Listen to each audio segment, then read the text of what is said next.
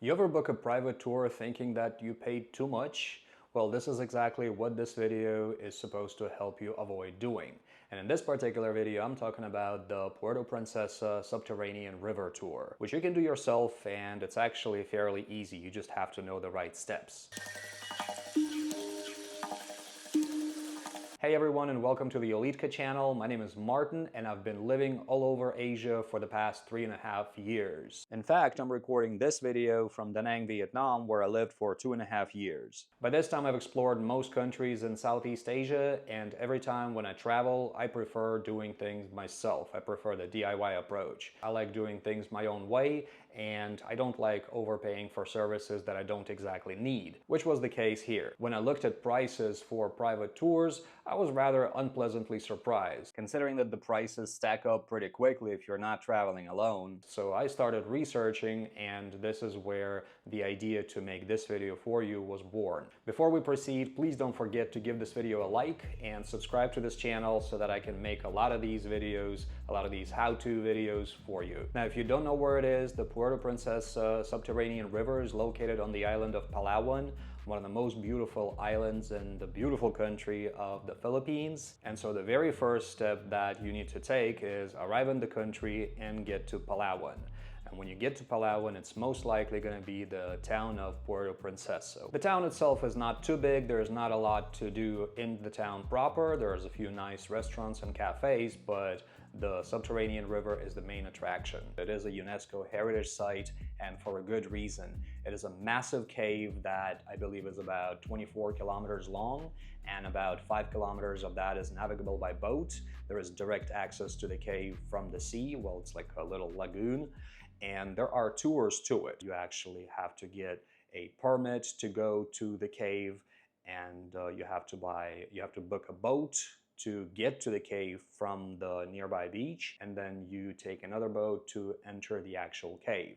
Well, what the private tours do, they take care of the permissions and take care of all the documents to enter this cave. In this video, I'm basically going to guide you on how to do all of this yourself without any outside help that you would have to overpay for. So the first thing, like I said, the first thing is to arrive in Puerto Princesa. And the first step in Puerto Princesa is rent a car or a bike if you have a motorbike license. Renting cars is very easy in the Philippines. Puerto Princesa is probably the easiest spot to do that in.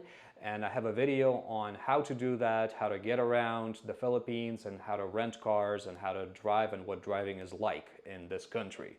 So do check it out as well after watching this one. This is what we did. We got to the island, we rented a car. There were 3 of us, so a bike didn't make sense, and I like cars better anyway. After that, after renting a car or a bike, the second step is getting permission. You do need to acquire permission from the Puerto Princesa Subterranean River office in order to actually go there. There are a couple of spots you can do that in. You can do it in the town of Sabang, close to the actual river, but it's about 80 kilometers from the town of Puerto Princesa, and it's going to be more crowded because I believe a lot of the tour guides, they actually do get permissions there as well. At least that's what we were told. However, the second spot is located in the actual town of Puerto Princesa. It's located right here, and this is a better place to go. This is actually the main office, and one of the reasons it's a better place to go, it's actually better to acquire permission one day ahead of your actual trip. The reason for that is you want to beat the traffic, you want to beat all the private tour guides so that you don't have to wait in line for quite as long. Our waiting time when we were there was about 3 hours, so this is definitely good advice. So go there one day ahead of time. Make sure to get there during the actual working hours. The whole process is very easy. You just go inside, you get a number. Private groups are actually served on a priority basis. All the official tour guides have to wait, so it's most likely going to be fairly fast. Everybody's very friendly. There is none of that like bureaucracy feeling there. You just, pay your fees and get the papers, and that's it. The reason I like the DIY approach is because I feel that it's much more interesting to do things yourself. You have a lot more freedom to stop wherever you want, if you want to admire a view, or if you want to have a bathroom break whenever and wherever you want and not have to wait for everybody else. And especially I like doing this myself is because the private tour guides, they are rather crazy drivers. Now, of course, the tour guides do have to stick to their schedules, and that's why they rush. They always want to beat everybody else, all the other tour guides. But I'd rather, take it easy and not drive like a maniac trying to get there. Yes, I understand they are local and they know the roads, etc., etc., but if it involves a car and high speeds, I would rather be behind the wheel myself. I do have a friend who did the tour, and even though everything was fine, she was really scared for her life when they were driving there. So when you drive your car or ride your bike there, you will be passed by these guys a lot, especially if you go later in the day, which is why I recommend going there quite early. You actually do want to be at the pier at like 8ish to avoid the long waiting times, which is what we didn't do. When you actually leave to get to the town, first of all, the drive is very nice. It's very pretty, very picturesque. You kind of get off the main highway and go to the rural roads, which are easy to drive on, easy to navigate, and like I said, very beautiful because of all the greenery around. So long story short, you got your permission, you drove there, and by the way, if you get hungry on the way or if you haven't had breakfast, on the way to the river, there are a couple of spots that you can stop by. One is particularly beautiful. It has an amazing view there. I will talk about it a little more, but both of them are worth it. Both of them are very nice. One is closer to the town proper,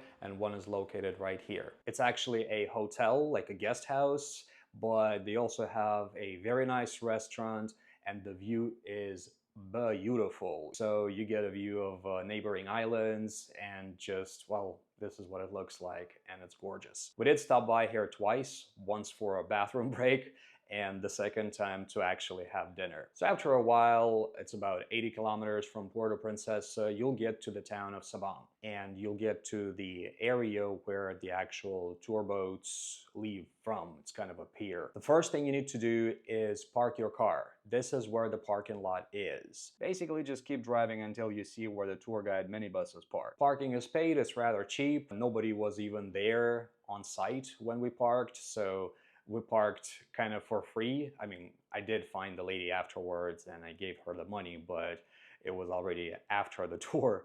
I had to actually seek her out. So it kind of felt that nobody really cared. But point is, yes, you're supposed to pay for parking there.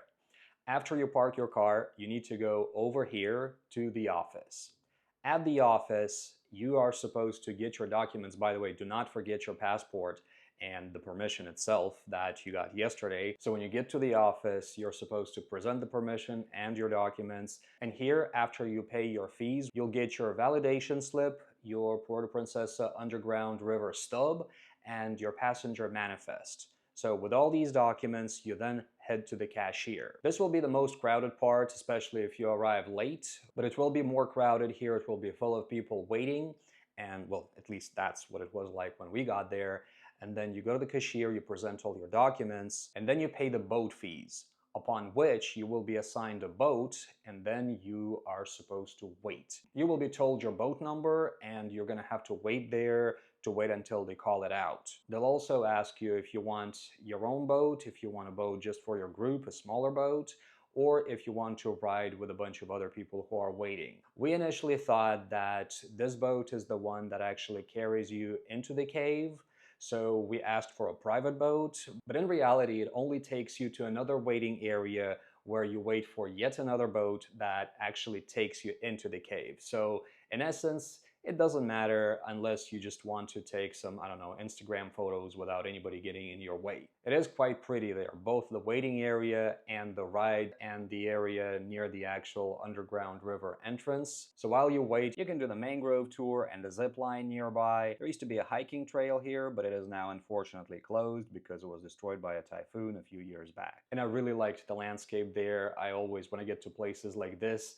I always imagine what it used to be like without any people, when it was just, nature and animals. And some areas in Palawan probably don't look much different from what it used to be like. So while you're hanging out in the waiting area, if you get hungry, there are a few cafes here. There's also a bunch of ladies, usually selling juice or coconuts. I'm not sure how much you get overcharged there. I mean, this is a touristy area after all. But there was this one particular juice lady that actually told us a bunch of useful stuff, like where we're supposed to go first and where we're supposed to go second. And she also told us kind of a local thing that one of the mountains there is called the Sleeping Giant because of what it looks like. It looks like the face of a giant who's sleeping on his back. Of course, after such information, we did go and buy the juice from her. Now that's marketing right there. This is how you sell stuff. You offer something else that's useful to a person so they can't resist buying. I really liked her, so we ended up having juice and coconuts there, and I think we bought something else too. But I digress. Going back to the actual tour. You wait for your boat to arrive. After a while it does, you get on it, and then it takes you to the second waiting area near the actual entrance to the subterranean river. This area is very green. There's lots of monkeys out there. We also saw this monitor lizard, not too big as some of the ones I've seen in Asia, but still fairly impressive. And you wait there with a bunch of other people. At this point, you're given an audio guide, which is how you get information about the cave, and also hard hats. You get to pick your size. And after that, everybody looks like they're at a construction site just waiting around. And while you are waiting around, you wait for your second boat. It did take a while because, like I said, we got our permission the same day, so we did arrive there a bit later. It was like, I think it was like 11 at the time that we arrived. So we did have to wait for a bit. Unfortunately, we were seated behind this rather large fellow. I think he was an American, and he kind of blocked the forward view. But we were able to look around, and you're gonna wanna look around there because it is massive. Once your eyes get adjusted to the dark, well, of course, the boat guys do light their way, you know, they do have flashlights, but still, it's gonna be much less bright than outside. So once your eyes adjust to the light, you'll see a lot of really interesting rock formations. The boat guys kind of compare it with all kinds of either things or religious figures, etc., etc. It's fairly entertaining, but of course there are some facts that they tell you about the river as well, which I found a lot more interesting.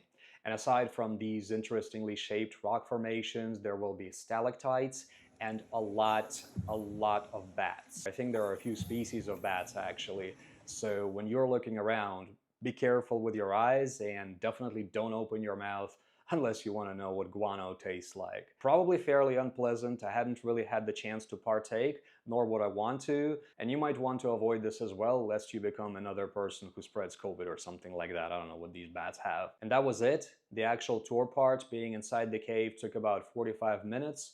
For us, it did take much less than the waiting time. The waiting time was actually about 3 hours for us, which is why, again, I recommend getting your permission one day ahead of time so that you leave early. By the time we went back to that restaurant where we stopped by for a bathroom break, it was already approaching dinner. We actually watched the sunset from there, which was marvelous. It was beautiful. This was Palawan and this was the West Coast, so it was incredible, really. And the dinner was quite great. The people, Filipinos, as always, are super friendly and an absolute pleasure to talk to. Do connect with the locals. You will have a lot of conversations. Even if the person doesn't speak English too well, it's always nice to connect to people, to other cultures, no matter where you're from. And the ladies at this restaurant were no exception. Plus, the food here was great. It's not the cheapest place, but it's super chill. The vibe just kind of makes your time kind of slow down, especially if you're from a large city. You'll really feel how everything just kind of goes whoop, whoop, whoop, whoop, whoop, and